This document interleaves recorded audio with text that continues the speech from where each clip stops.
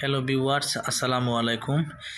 একটি LED table lamp তৈরি করা হয়েছে। দেখতে পাচ্ছেন 6 ভোল্টের একটি ব্যাটারি, নষ্ট ব্যাটারি। ব্যাটারিটার ভিতরে সব কিছু বের করে ফেলে দেওয়া হয়েছে এবং 3.7 ভোল্টের একটি ব্যাটারি, 6800 mAh। এখানে একটি সার্কিট আছে, চার্জার সার্কিট। মোবাইলের চার্জার দিয়ে চার্জ হবে, সি টাইপ।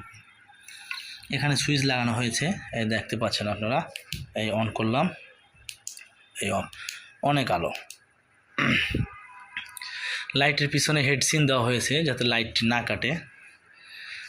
তবে এটাকে এরকমভাবে ড্রেসিং করে সুইচটা এখানে লাগাই দিব, চার্জার সার্কিটটা ভিতরে এভাবে বসাই দিব, দিয়ে এটাকে কাভারিং করে লাগাই দিব।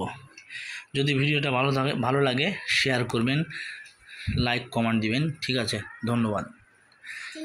এরকম লাইট কেউ বানিয়ে নিতে চাইলে জানাবেন।